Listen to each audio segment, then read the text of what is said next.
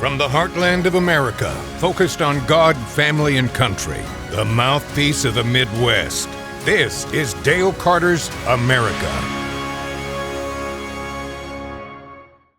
All right. Well, as we record this on a Monday, Joe Biden is still the president of the United States and still the presumptive nominee for the Democrats. But this happens fast. It changes fast. So we welcome you back to the podcast and let you know that there are other ways that you can follow what we're doing in real time. First of all, Kurt's going to tell you all the ways that you can be part of this to make sure that you get the very latest that we have and be part of the team here at Dale Carter's America. Yeah, hey everybody. Thanks for watching and hope everyone had a safe 4th of July and enjoyed some time with family, grilling out and having fun with fireworks and all that. And hopefully nobody blew off any fingers. We have a coworker who was just showing me a picture of one of his friend's kids that blew off the end of his pinky with a Roman candle. Ouch. So yeah, so hopefully none of that out there. But yeah, thanks for watching. You can watch and subscribe on YouTube and Rumble for the video podcast. Again, make sure that you are subscribed so that you get notified when our new episodes come out. Leave a comment, drop a like. It helps the algorithm a lot. If you want the audio-only version, you can find it on Spotify, Apple Podcasts, wherever you get your podcasts. And then, as Dale is saying, we have one episode a week. So a lot of stuff happens in between, and we're always talking about it on the Facebook page. You can check out our thoughts, news stories that we share, videos that we share, things like that. Leave a comment there and join in the conversation. We appreciate it. And if you're only looking at the audio or listening to the audio, you've missed the fact that I put up my hands to show that I have all of my fingers. Did you hear about the guy down in one of the Carolinas? I can't remember whether it was South or North Carolina, who obviously there was alcohol involved, and he put on a big top hat and he put a firework on top of that and lit it, and it killed him. Yeah.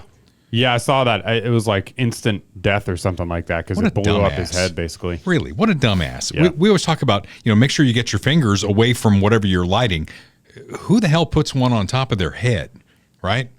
He obviously did not have Bob Watson at State Farm in his ear because Bob Watson would not let you do something like that. He's the insurance guy in Eastern Jackson County, State Farm agent for 50 years, auto, home, life, commercial insurance. He'll insure your boat. If it's worth insuring, State Farm Insurance can take care of you, or Bob can get you insurance for it. Now, State Farm doesn't have pet insurance, but Bob Watson's got a connection for that. Bundle home, car, save even more. 816-229-7878. He's my guy. He's my State Farm agent, has been for nearly 30 years. We've gone through a lot, including kids on my insurance, claims against me. Bob Watson has always been in my corner, and he'll be in your corner as well. We're 117 days out until decision 2024, and it's imploding on the Biden side. Things that we've been talking about, Kurt, for a long time. I mean, we talked about on day one of this podcast, we took Joe Biden at his word. We're going to bring normal back, right? Give me a chance. Work with me. And then, of course, he tacked immediately left. And beyond that and all the policy disagreements that we have with Joe Biden and this administration, we have watched him deteriorate.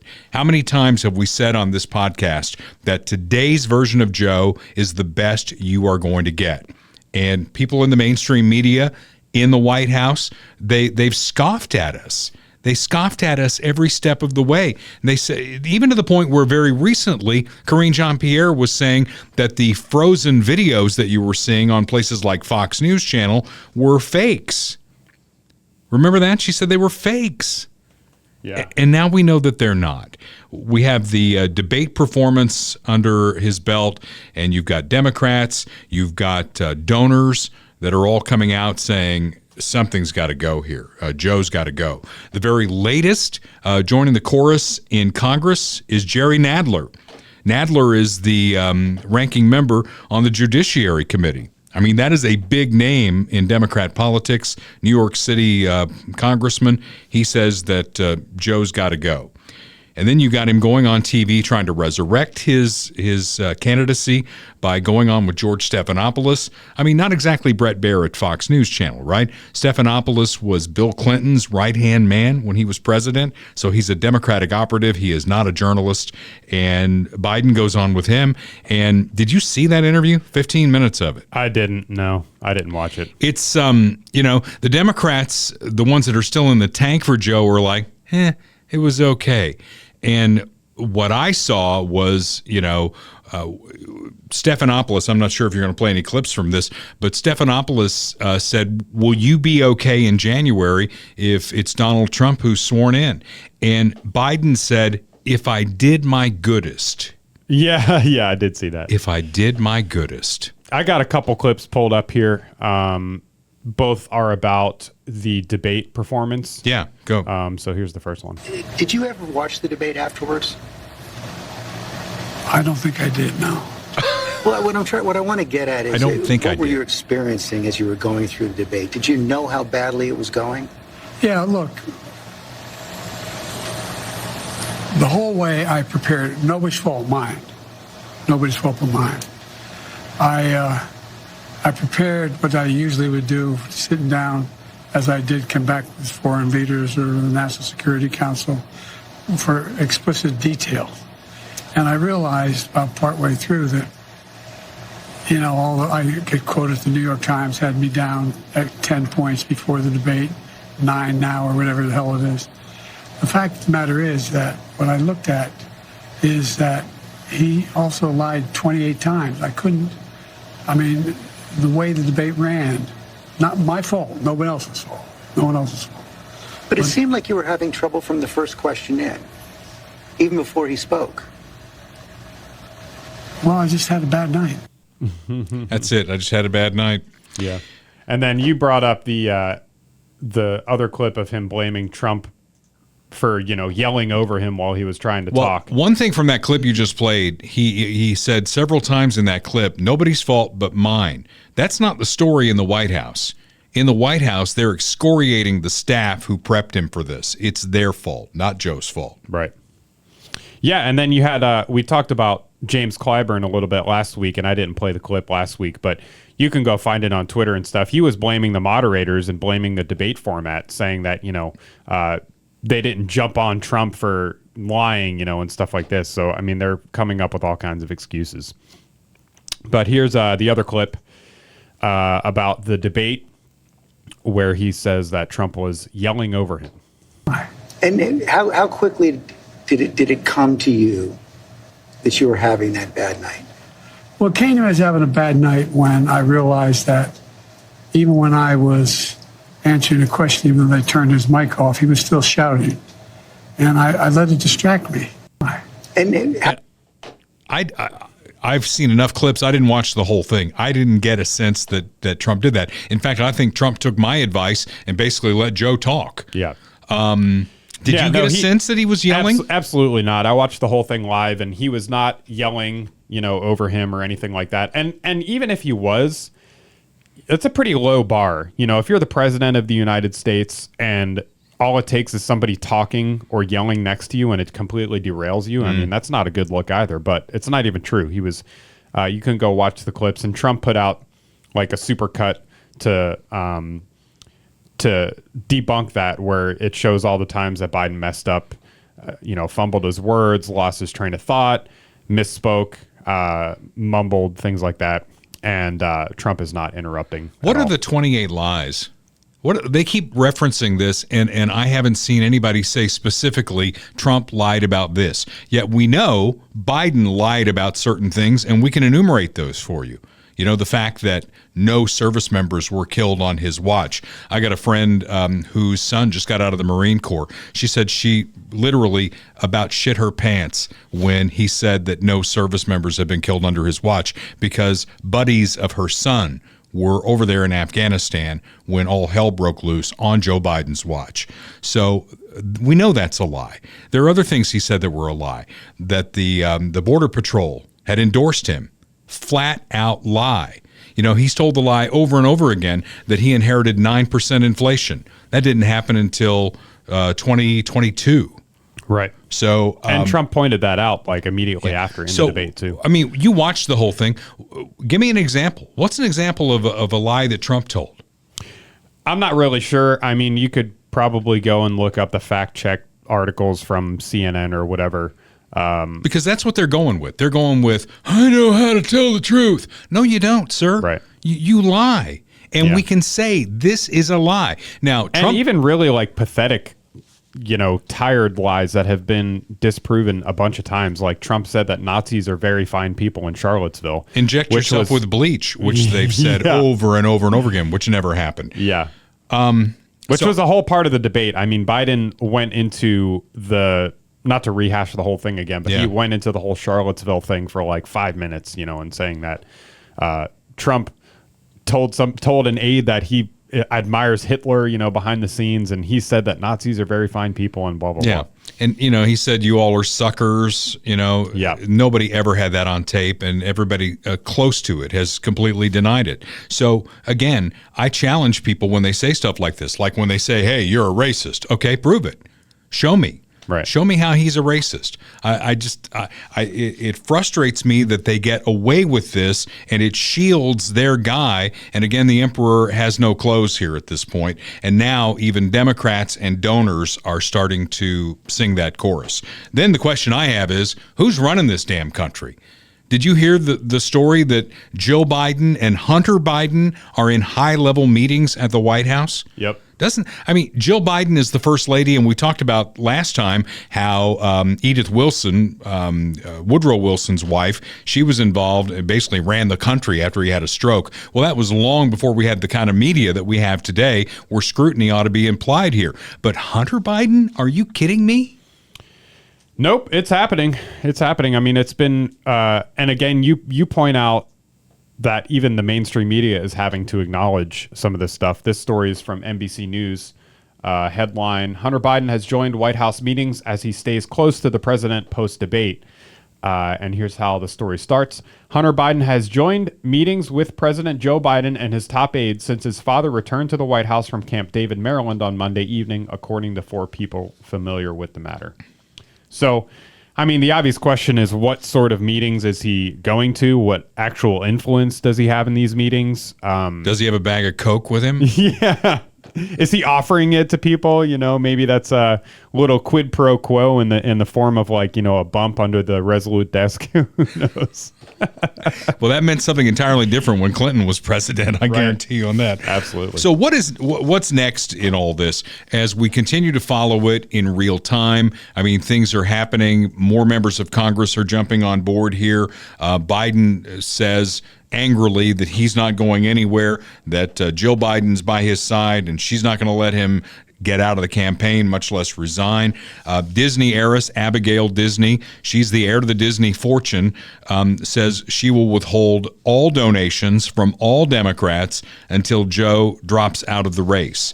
Now, it feels like drip, drip, drip, and drip, drip, drip ultimately gets to like a cascade, right? Or a flood.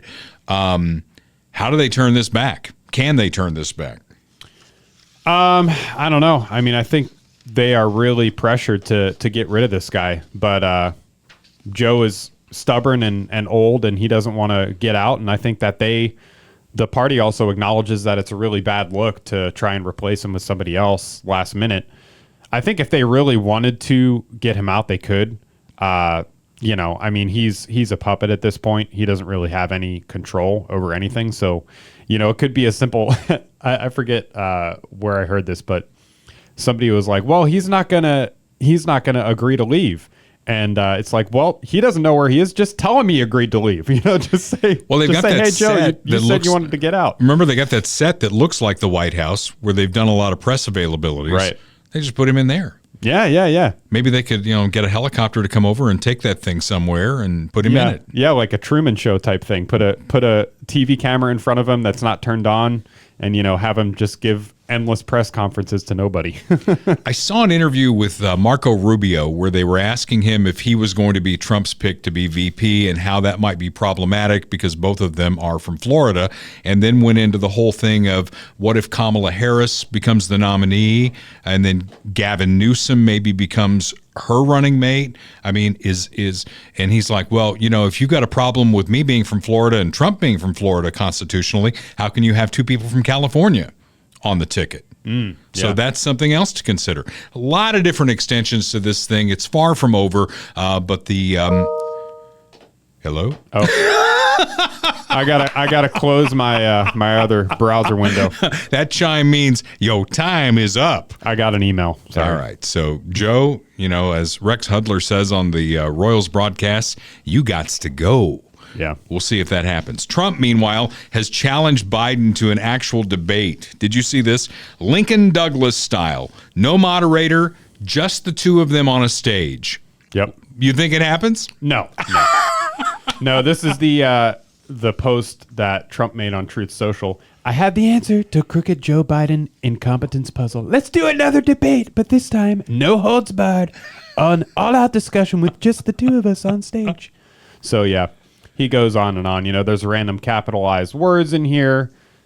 He says inflation to run rampant in all caps. So classic Trump post there. And, what they score him with lies on are things that are like exaggerations. It goes back to, when he was inaugurated, he said it was the biggest inauguration ever. Well, what's Trump going to say? Come on.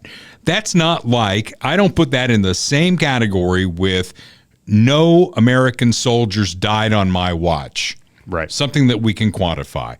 I don't put that in the same thing as this union has endorsed me, when in fact they would never endorse you. You are fake news. See? It's fake news. To be continued on all that as we're getting closer and closer to Election Day. It is going to be here before you know it. And next week, it's the Republican convention in Milwaukee. So things are going to get real. The polling numbers for Trump are going to continue to move in a positive direction away from Biden. I think that's going to happen. And Biden's got his own problems that he's got to deal with. If your problem at your house is your roof is leaking, or maybe part of it got peeled off in one of these late spring, early summer storms that we've gotten a bunch of those, you need to call my friend Austin Watterson at Royal Roofing and Solar. They do the roof at my house. I needed a new roof. I had that shake shingle thing that was mandated by our HOA. Nothing like an HOA. Do you have an HOA where you live? I don't. I don't. You don't want one.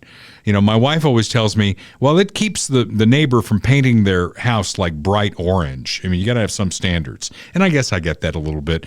But when you've dealt with an HOA and you got somebody with a clipboard and a whistle, it's not good. Paint your house orange. I don't care.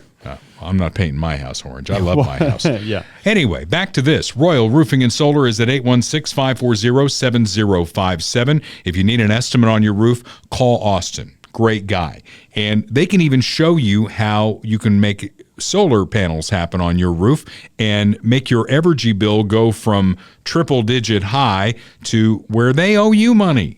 A credit situation. We've seen that happen a lot with Mike Dale, their solar expert at Royal Roofing and Solar. 816-540-7057. Couple of email addresses for you, solarbyroyal.com and royalcontractingkc.com.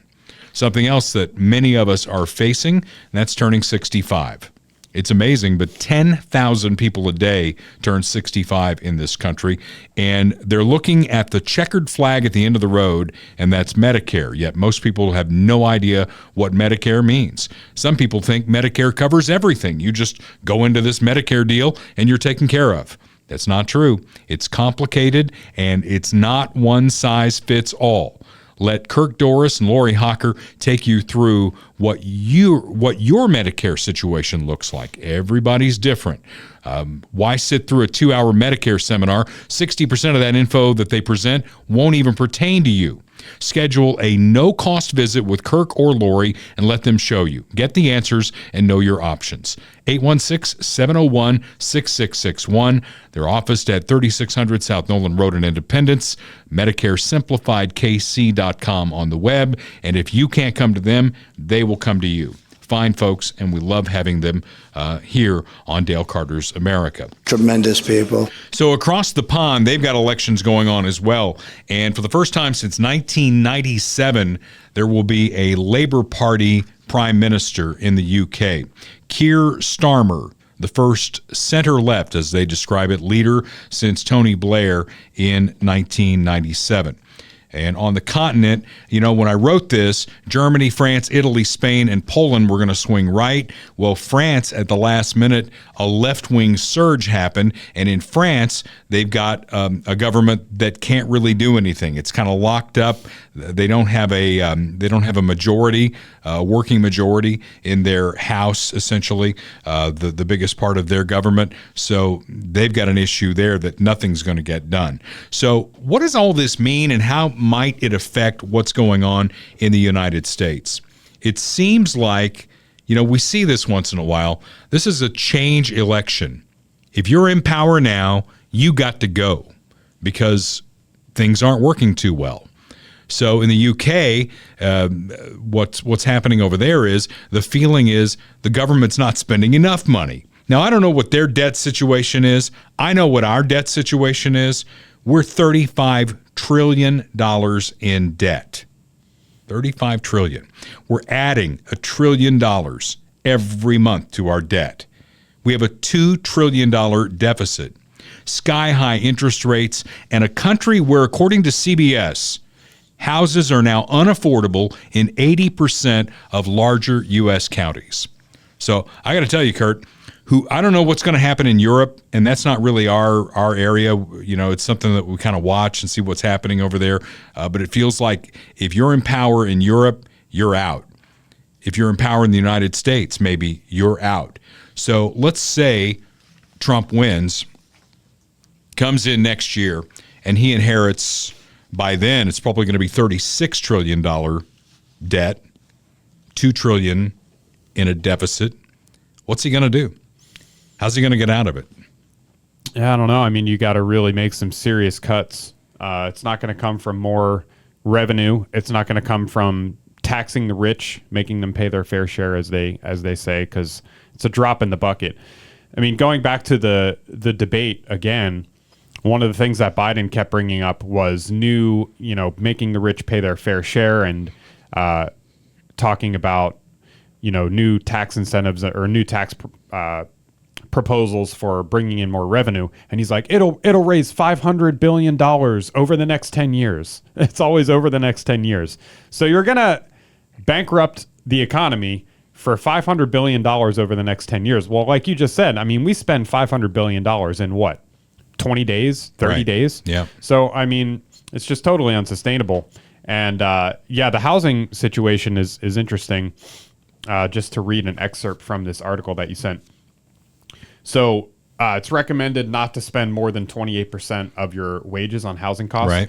So between April and June, homeowners in 80% of 589 counties were spending more than 28% of their wages on housing costs, including mortgage payments, property taxes, and homeowners insurance, according to a report from real estate analytics firm ATTOM.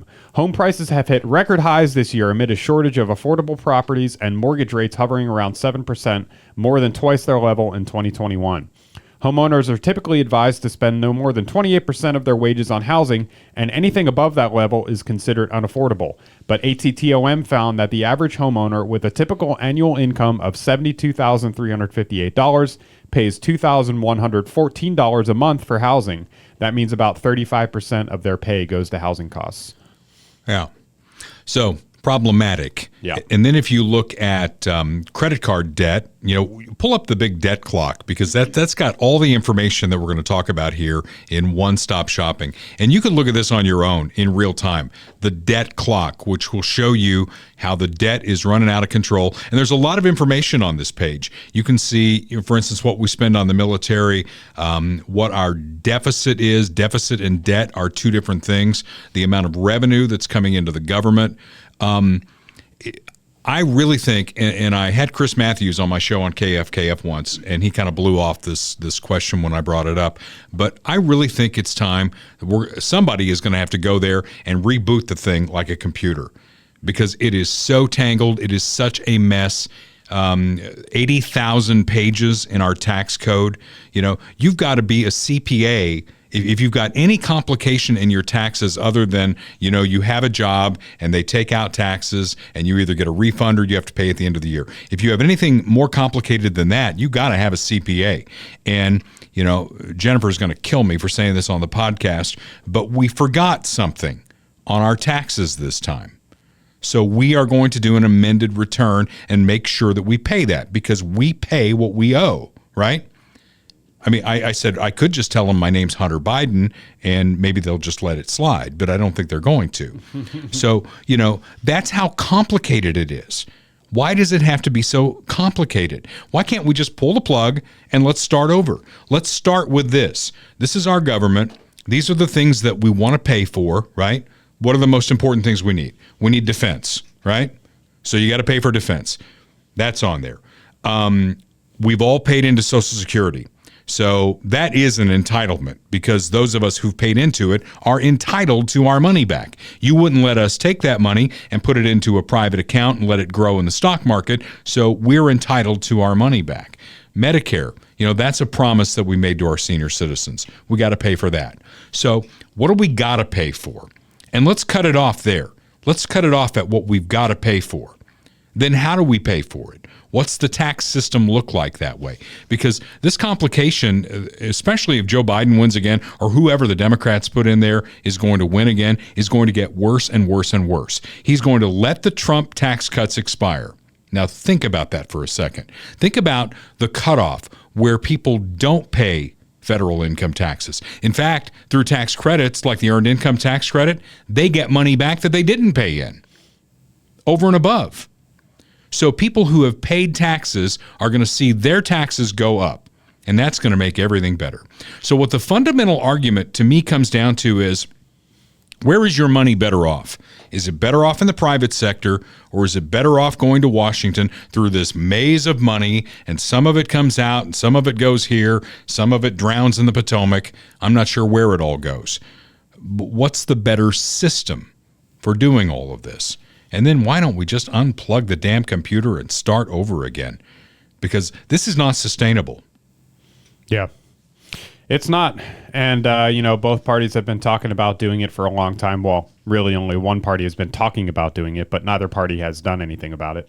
And the sad reality is, it's so bloated at this point that it's going to take impacting a lot of people's lives directly.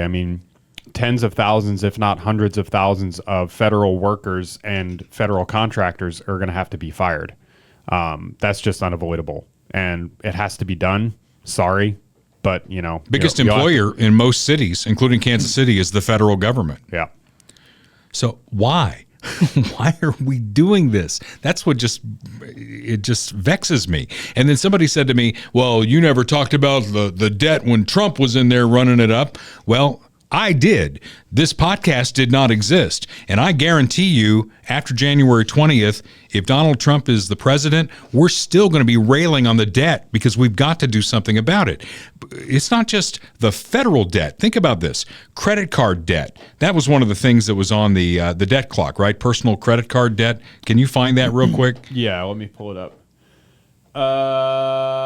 It's going to be a red number, if that helps. Total personal debt, student loan debt, credit card debt right here. Yeah. 1.338 trillion. Okay. So that's $8,312 per household. Right. And it's going up exponentially because what's happening is in this economy that we have where people can't afford anything, not even groceries, they're putting it on their credit card.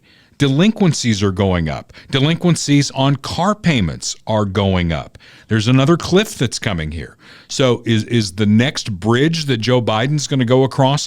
He's taking care of student loan debt, right? He's transferred that to the rest of us who don't have student loan debt, by the way. There is no forgiveness of this. He just moves it to the rest of the taxpayers. Is that what's next? Credit card debt? Oh, my God. We can't sustain that. We need to give you a fresh start. Okay, as of today, you're back at a zero balance, and we're just going to forgive that. Maybe your car You're upside down in your car. You're upside down in your house. You just said, you're not supposed to spend more than 28% of what you take home on a house. Rents are a lot higher than that right now. Interest rates are so high you can't afford to buy a house. So we just have to wipe the slate clean there. I mean, that's their answer? Yeah. They probably haven't said that will yet, be. but why not? Yeah. Why not? Did they just spin the wheel in the White House and decide that student loan carriers, needed a break? Well, I need a break. I got a car payment. I got a house payment. What about you? Yeah. Yeah. Yeah, I would love a break. So, that's not the way to do it. The way to do it is let's move that money out of D.C. Let's get it back in the private sector. And, they're like millionaires and billionaires and corporations and blah, blah, blah, blah. They've been saying the same bullshit, the same tired lines for decades. What is a corporation? All right. I had this conversation with a buddy of mine who I saw at Kenny Chesney. Let's take a corporation, Coca-Cola. I own Coca-Cola stock. Do you know if you do in a 401k or anything? I don't know. Yeah. Okay. I do own Coca-Cola stock. So I am the corporation. Now, if all of a sudden corporate taxes are going to go up, what do you think that's going to do to a can of Coke? Probably increase the price. Well, probably not. I mean, I'm sure Coca-Cola's got a bunch of money there sitting in Atlanta, and they're just going to suck it up and eat it. No, they're not. Kurt's right. They're going to raise the cost, and that's going to be a tax increase all the way down. So when they rail on corporations and they rail on rich people, I asked this same friend of mine, you ever work for a poor guy? And we've talked about this on the podcast too. We did a calculation on all of the money that the billionaires in this country have. It came up to $5 trillion, I think, if I remember correctly. Mm-hmm. That wouldn't put a dent in the debt.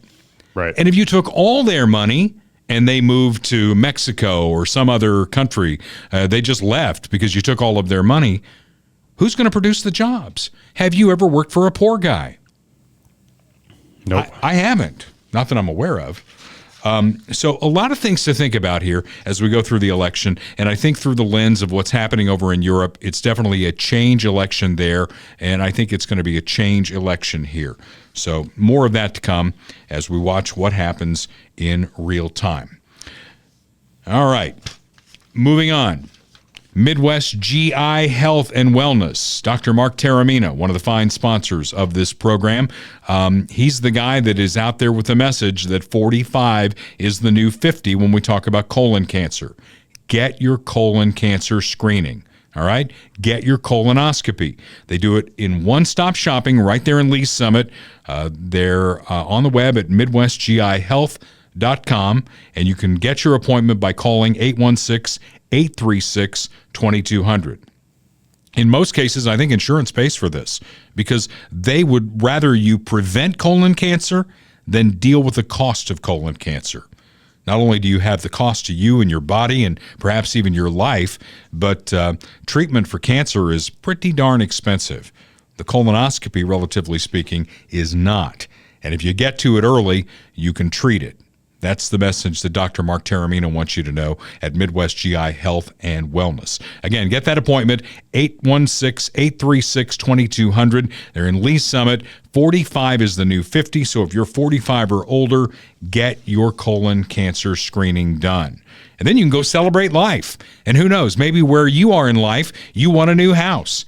And you heard what we said about affordability of housing. Let somebody who's run these traps for 35 years help you. That is our real estate agent, Michael Schroer, real estate professional at RE/MAX Heritage. You can reach him at 816-783-5800. He's been doing this for 35 years. That's through boom and bust, including the 2008 housing bubble. He's the guy who's navigated these waters and can get you where you want to be. Starter home. Maybe your family's growing. Maybe your family is shrinking after your kids have gotten out of college. Maybe you found a piece of land and you'd like to build your dream home. Michael Schroer can help you with all of that. Again, get his phone number and call him up if you're doing anything relative to real estate. Michael Schroer, 816-783-5800, longtime friend of the podcast, and we love having him here on the podcast as a sponsor. Okay, the next segment here we're going to call Book Club. And I would not have brought this back up again, not if I didn't have this listener mail that we have, or viewer mail, or whatever you want to call it, from the mailbag. Dale, heard you talking about Greg Iles on your podcast. Like you, I have enjoyed all of his books. He's a very good writer.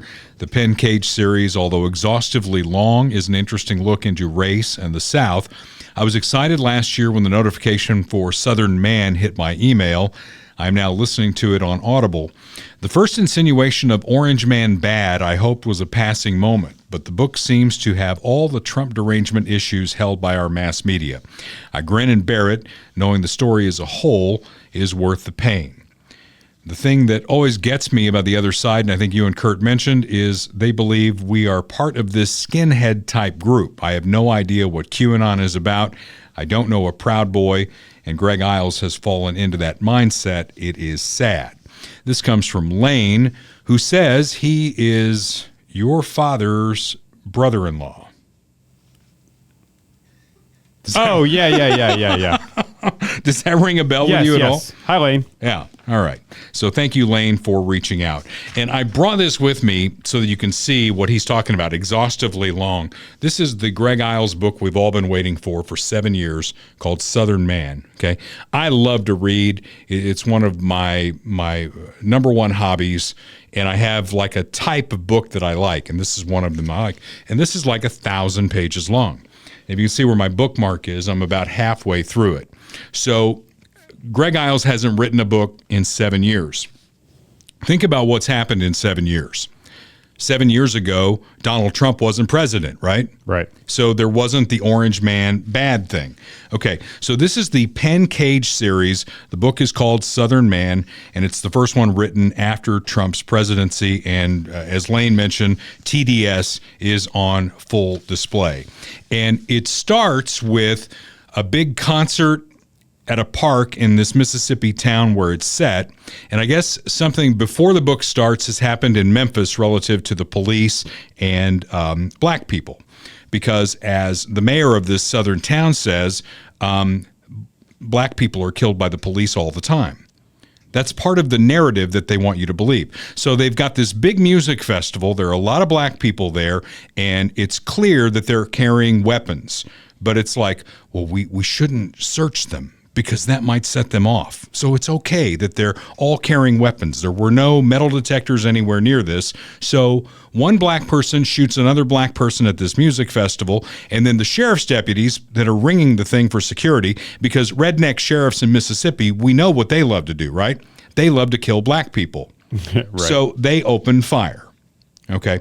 So that sets the tone for this book. And Donald Trump is referenced throughout. By name? By name. Okay. Donald Trump. And curiously, Biden is not. He's not mentioned in this book at all. The only major Democrat who's mentioned is Barack Obama, who calls some of the victims, and it like makes their whole life that Barack Obama took the time to call. Okay. Now, riots after the George Floyd murder in this book are couched as right-wing instigation. They go so far as to say that it wasn't really black people who did this. It was white people disguised as black people. They did that. Disguised like in blackface? Yeah. Now, there's a third-party candidate running who's a major character in the book, a reasonable Republican. He's a talk show host, former baseball star and all that, military hero. He's a closeted gay who kills his enemies. That's the closest you get to a Republican in this. It is a very hard read and a letdown for fans of Pen Cage. Now, I'm reading it. I'm halfway through. You know why? Because I'm cheap. I spent $25 on this book, and I am going to read it. Right. But the main takeaway for me so far halfway through is that white people, Republicans in particular, are bad. Any outrage, no matter how manifest from the black community, is justified. Now, we talked about this last week because I noticed just in the early stages of this book that the word black is capitalized everywhere and white isn't. It's almost like they are trying on the left to force some sort of outrage that's going to tear us further apart. The worst thing for these people is if we all get along. Right? Yeah. I mean, what would they have to complain about or write about? And what is the bottom line? What is it that they're looking for? I know some cities are studying reparations. To what end? How much? I mean, you're talking centuries ago at this point that black slavery happened in America. I don't know that anybody on our side says, gee, the good old days. Let's go back to the good old days. And, one of the things that happens in this book is some of the antebellum mansions get burned down. And I'm pretty sure by the end of this book, it's going to be white people who've burned these things down to make it look like black people did so they can have their civil war. I think that's where this book is headed. So, I mean, is that what we're going to do? They're tearing down monuments. Should we burn down all the antebellum mansions in the South? Would that be good? I don't think so. Would that get us closer together? Would that make us happier? I don't know. And then I started thinking about Egypt. Those big pyramids over there in Egypt. Mm-hmm. Who built those? Probably slaves, I would imagine. They were slaves. Yeah. They were the Hebrew slaves. I mean, read the Bible, the whole book of Moses. Hebrew slaves built those. They live in Israel now. So should we tear down the pyramids? Would that make everybody feel better? I don't know. I mean, it's like, what's going to be enough? What is it that you want? It's a good question. And, showing pictures of him, he's obviously a white guy, so it's interesting to see the self-hating white liberals. That's a real big thing these days. I don't get it. Well, that's exactly where it's coming from. The people who forced the name changes of the Cleveland Indians and the Washington Redskins were all white liberal elites who looked just like Greg Iles. Right. And, never mind whether a group was offended or not. We're offended, and we're offended for you. So please, if you haven't bought this book yet, just trust me on this. It's going to be a hard read for anybody who thinks anywhere close to us, because we are, make no mistake, the bad guys in this story. So there you go. Another author that I love is Daniel Silva, and I mentioned him last time as well. I started with his book, The Order, based on Rush Limbaugh's recommendation of it. And The Order from Daniel Silva is set in the Vatican. That's kind of a hot button for me, being a cradle Catholic and all that. I thought it was really cool and really interesting. And I read the book once, and I read it again. And then I thought, man, this is really good. It's the main character is Gabriel Alon. He is the head of Mossad, and he's also an artist. So he's an art restorer, and he goes in and out of what they call the office over in Israel. And there are he intersects with intelligence agencies in Britain, the United States, and it mostly deals with terrorists and putting that genie back in the bottle. That's what Gabriel Alon is really great at. But where Daniel Silva, whose wife is Jamie Gangel from CNN, by the way, so that should tell you a little bit about his politics. The book that he wrote that happened right around the time of January 6th, he had his characters all caught up right in the middle of January 6th, and he pissed off a lot of his readers that way. Because when we go to read books like this, Kurt, we don't want politics jammed down our throat. We're going to read these people because it's escapism. It takes us to a different place in time, right? And like Vince Flynn books, for instance, if you're into that, the Mitch Rapp series. You ever read that? Mm-mm. Oh, good stuff. I know you would love this. Go back to Vince Flynn and the first, I think it might be The Assassin. Great book series. Vince Flynn died of cancer, and I know some other folks are carrying on the tradition there, but you won't get politics you don't agree with if you listen to this podcast reading a Vince Flynn book. There you go, The American Assassin, all about Mitch Rapp. And what you'll find when you read those books, you'll wish there were somebody like Mitch Rapp in this country who's dealing with shit behind the scenes, right? Not testing the political winds, just dealing with shit as it happens. Another favorite author I have is James Lee Burke. I'm telling you, this is book club. I'm giving you some great authors. And his series on Dave Robichaud, who's a detective in New Orleans.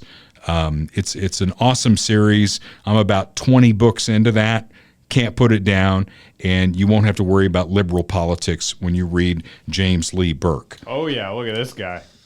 Oh yeah, he's got a home in Montana and a home down in Louisiana, and splits time between the two. And he's been writing forever, and he is a great author.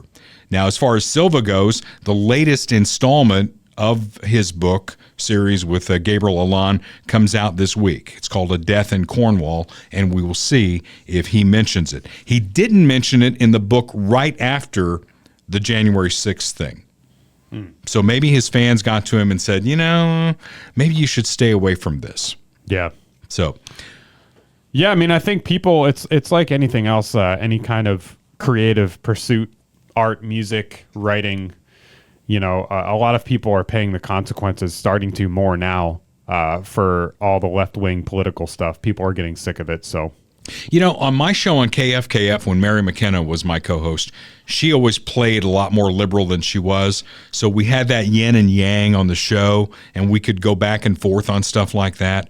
Jim Daniels was our producer, and he was definitely very liberal. Randy Birch did the news, and he was very conservative. So we had all those voices represented. Now that it's just me, I can't do what I do here. Mm-hmm. Right?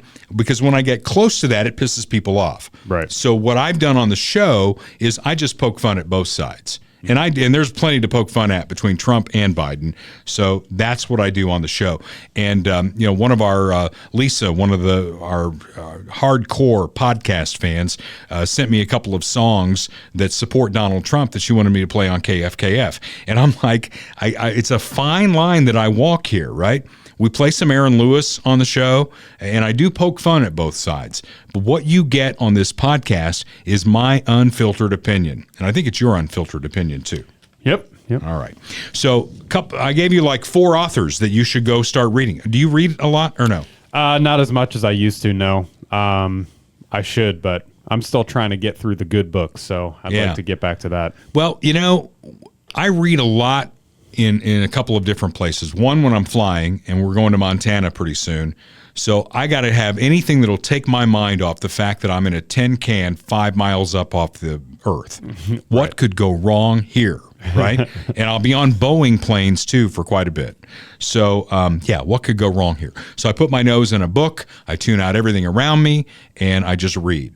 The other time is on weekends, like in the morning. We just came off a 4-day holiday weekend, and normally I get up about 1:50.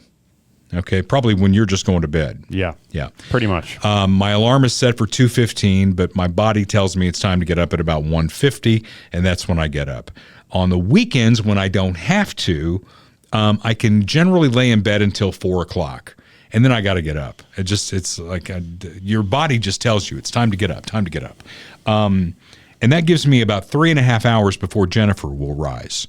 So it's just me and the dogs, and I have a hot cup of coffee, and I read. And, I haven't been at this all that long, and I'm about 500 pages into this piece of garbage. But I paid for it, so I'm going to read it. Okay? Dedication. All right. That is your book club. We won't do that all the time, but once in a while we will. And we thank you for the mailbag letter as well. Funhouse Pizza is a fun place. You don't even have to know how to read. Just pull your pants up, and you can go into either location of Funhouse Pizza. 50 Highway in Lee Summit, 7 Highway in Blue Springs. It's a carnival atmosphere. Check that out. They've got video games. In fact, when Bill Eigel was our guest at the last live event we did at Funhouse in Lee Summit, do you know how he killed time before we got him on? He was playing pinball. He was playing pinball. How much fun is that? And you got other video games you can play. They've got characters that'll come out to your birthday party. In fact, if you got a birthday party coming up, it's a great place to do it. The pizza is awesome.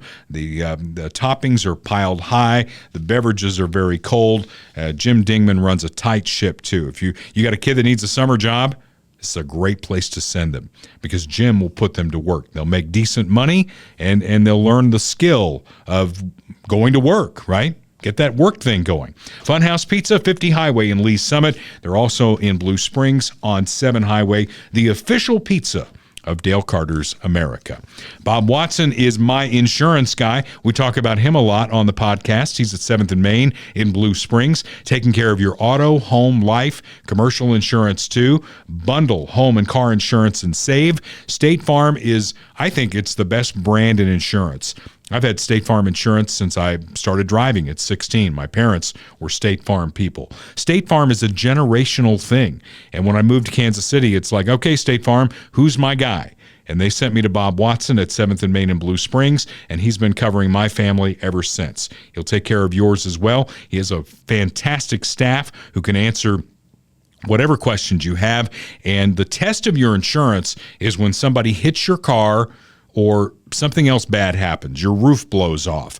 That's the test of the insurance company, not necessarily that low-dough rate that you got from some online insurance company that you'll never hear from again. It's a staff that's on your side that will take care of you. And again, surprisingly great rates at State Farm. Like a good neighbor, State Farm is there. 816-229-7878 for Bob, licensed in Missouri and Kansas.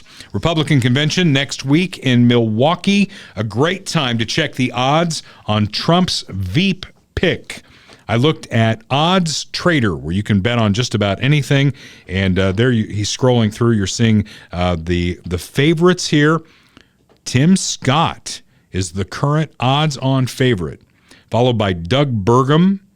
You know, again, he's like governor of one of the Dakotas, right? Yeah. J.D. Vance, the senator from Ohio. Tulsi Gabbard. It's an interesting thought on Tulsi. Marco Rubio, again, he's from Florida. Trump's from Florida. That presents kind of a constitutional issue. Elise Stefanik from the House. Dr. Ben Carson. Those are the ones that are listed now with odds. I think a dark horse might be Arkansas Senator Tom Cotton.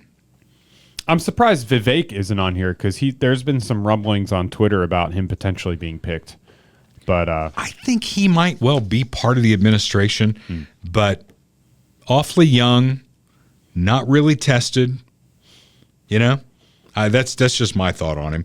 It's going to be whoever Donald Trump is most comfortable with, right? Right. Why do you think he picked the last guy? You'll remember Mike Pence. Thank you. He was so memorable, I forgot his name. Yeah, that's how exciting Mike Pence is. Oh, boy. He was governor of my home state, and I just spaced his name. Why do you think Trump picked him? I don't know, really. Safe bet? I don't know. Really, really religious guy? Maybe that counterbalanced some of Trump's philandering ways? Possibly, yeah. You know, I thought one of the best moments in the debate that I saw, I keep going back to this, was when Biden was calling him an alley cat. You know, you got the morals of an alley cat. You were basically screwing some other woman while your wife was pregnant. Do you remember the facial expression Trump had at that point? Yeah, it was kind of like, yeah, that was pretty funny. That's a guy who knows his past and he's comfortable with his past. And we're not voting for Pope here. We're voting for somebody who can get us out of the mess that we're in. So he can call him an alley cat all he wants. They said the same thing about Bill Clinton, and he got elected twice. Tom Cotton, not really an exciting guy. Mm-hmm. And Trump referred to him more as a workhorse than a show horse. And I've been called that in my career, more of a workhorse than a show horse. So I identify with that. But I have said, and I still believe this, Kurt, that it's very important who he picks, because this is not Donald Trump running for a first term and then running for re-election almost immediately. His eligibility, if he were a college football player, is he's only got 4 more years. Yeah. So he needs to set the Republican Party up for success, and the bench is so deep that I just mentioned a whole bunch of names. There's other names that we could mention. Aaron Donalds down in Florida. I love that guy. He could be the vice president. Greg Abbott down in Texas, I think, could be the vice president. There are a lot of really good, capable people on the Republican side, but it comes down to Donald Trump and who he's most comfortable with. And maybe by the next time we're on this podcast, we'll know. Yeah. Yeah, DeSantis isn't on the list either, but I think that's probably unlikely due to the Florida rule. Yeah, the Florida rule, and then also Trump feeling sort of betrayed by his candidacy. You know, they kind of butted heads a lot during the campaign. I think they kissed and made up. Yeah, probably. But. And it's interesting because it goes back to the constitutional issue that it goes back to is before you had running mates. You know, I can't remember the year that they went to running mates and all that, but in the beginning of the Republic, you voted for president and vice president. Okay. And whoever got the most electoral votes was president. Whoever got the second most was vice president. Right. It's not like you were voting specifically for vice president. It was like, at the end of the day, whoever got the most electoral votes was president, second most was vice president. Well, they started running in parties, and now you got running mates and all that, and it's been in the past about balancing the ticket. Think about JFK out of Massachusetts running with LBJ out of Texas. It's bringing something to the ticket. So it hasn't been tested in the Supreme Court ever, as far as I know. So it might be interesting if anybody wanted to test it, whether you could have a running mate from the same state. Yeah, and that would be interesting, too, if we went back to something more like that. You know, maybe in the convention, in this case for the Republicans, Donald Trump is obviously going to be the nominee. Whoever gets the second most number of delegates in the convention, or even just maybe the second most votes aggregated in the primary, would be the VP choice. I don't like that. I think if I'm going to be the president, I want somebody I can work with, who I can, give a assignment to, somebody I don't want to avoid in the hallways. I mean, it could be Nikki Haley that got the second amount of votes. That's you wouldn't true. like that at all. It probably is Nikki Haley, actually. I take it back. So on that note, where Kurt is walking back his words until next week, when we may well know who that VP nominee is, this is Dale Carter's America. The views expressed on Dale Carter's America are Dale's and Kurt Wheeler's. They do not necessarily reflect the views of KFKF or Steel City Media. Comments can be sent to dalecartersamerica@gmail.com. Check back for weekly episodes. Subscribe, spread the word, and give us a 5-star review. Thanks for being a part of Dale Carter's America.